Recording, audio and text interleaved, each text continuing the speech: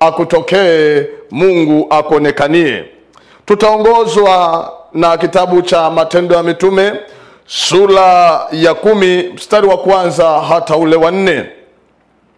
Matendo ya Mitume sura ya 10 mstari wa kwanza hata wa 4. Neno la Mungu linasema, palikuwa na mtu Kaisaria, jina lake Kornelio, jemedari wa kikosi kilichoitwa Kiitalia, mtu mtaua mcha Mungu, yeye na nyumba yake yote.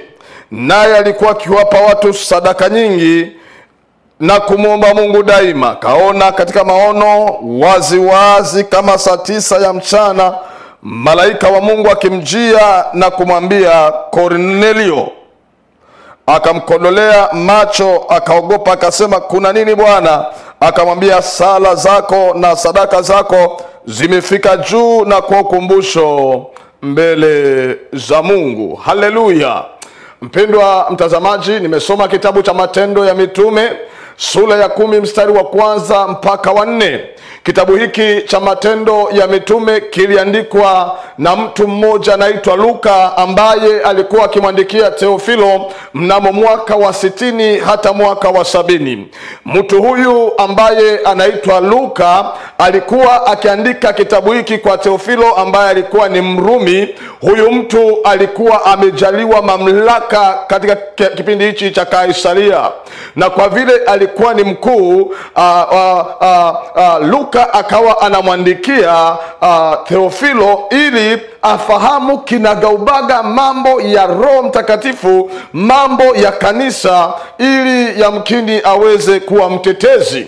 Kwa hiyo Luka, yeye ambaye alikuwa daktari, aliishi wakati wa mtume Paulo. Ndio maana kitabu hiki cha Matendo ya Mitume kuna maeneo mwandishi anaonekana aliandika na yeye akiwepo, kwa sababu Luka alisafiri pamoja na mtume Paulo.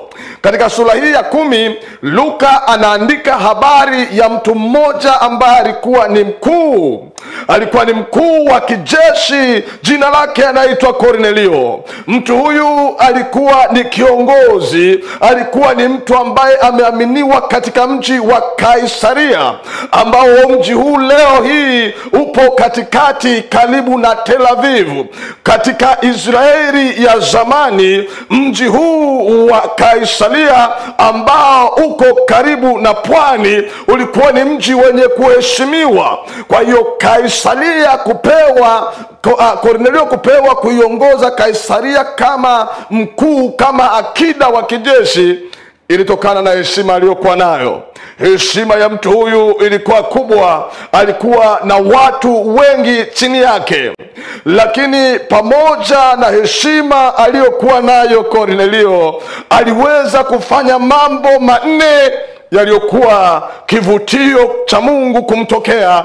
Na mimi usiku wa leo nataka niseme pamoja na wewe mpendwa wangu, tujifunze, maana Kristo ni yeye yule, Mungu ni yeye yule, habadiliki. Kama Kornelio alifanya akamtokea, na wewe ukifanya mambo hayo utasababisha Mungu akutokee katika jina la Yesu. Haleluya. Pamoja na ukubwa aliokuwa nao mtu huyu, bado alikuwa akifanya mambo yaliyosababisha Bwana amtokee. Katika mambo 4 ambayo tutajifunza usiku wa leo, jambo la kwanza ni mchaji wa Mungu. Kornelio alikuwa ni mtu mwenye kumcha. Alikuwa na mcha Mungu. Tunaposema mcha Mungu, ni mtu ambaye anamheshimu Mungu na kumtii katika hali zozote.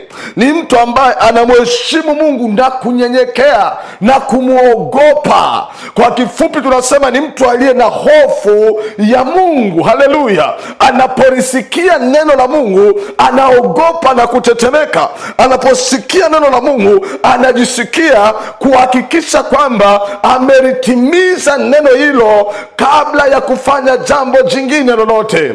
Pamoja na kwamba alikuwa ni mkuu wa kijeshi, alikuwa ni akida, lakini mtu huyu alikuwa ni mtaua. Alikuwa ni mtu ambaye ni mchaji wa Mungu, anamcha Mungu, anamwogopa Mungu. Haleluya.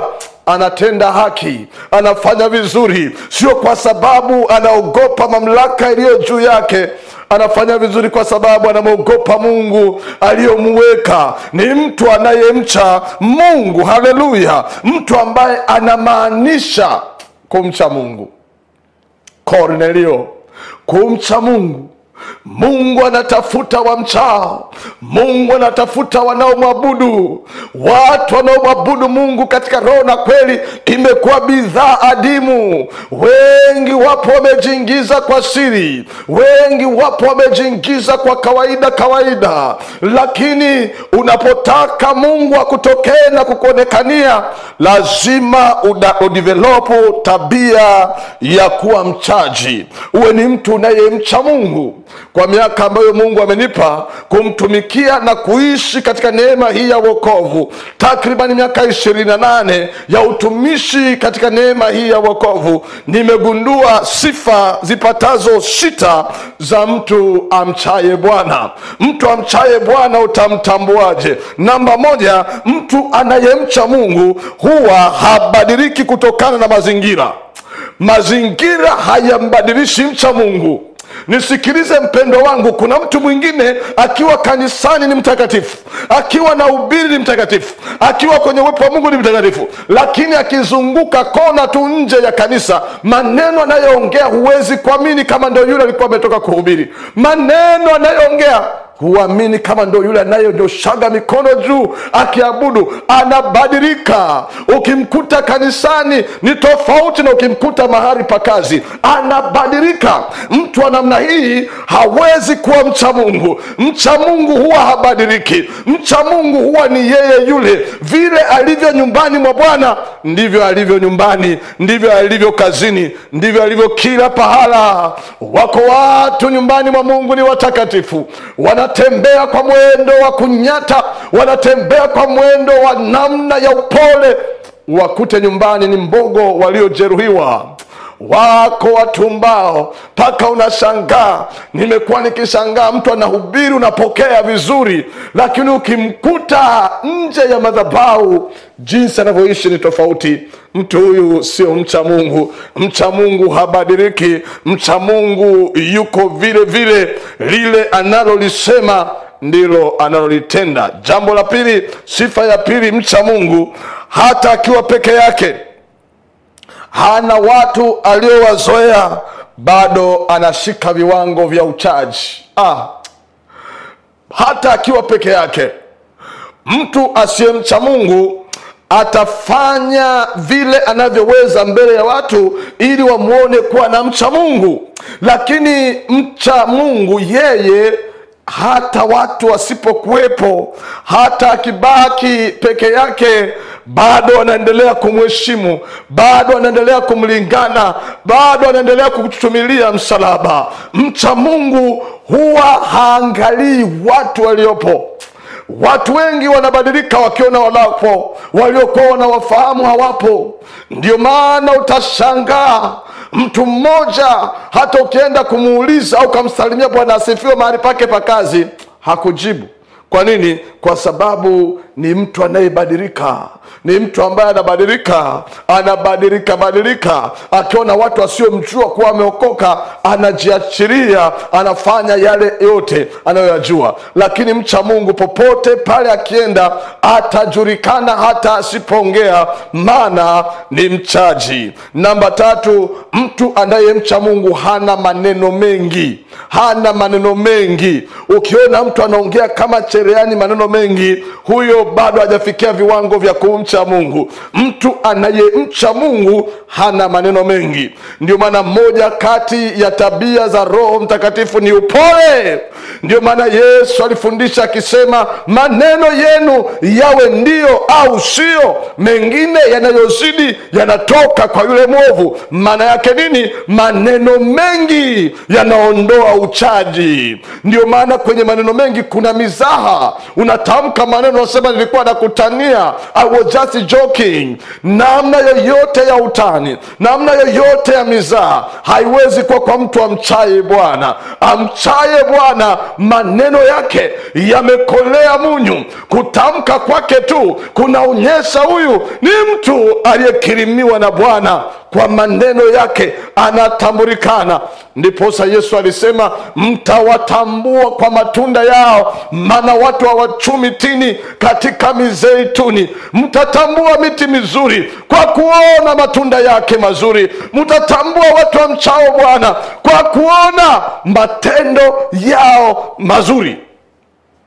Unapata shida mno ya kwanza kumuomba Mungu na kumuuliza Mungu kwamba Mungu, huyu ni yeye. Uko kwenye mahusiano na mtu, maneno anayoongea na wewe mkiwa peke yenu ni tofauti na maneno anayoongea akiwa madhabahuni. Ni kijana wa kiume, lakini mambo anayoyaongea utaona anakosoa kila kitu.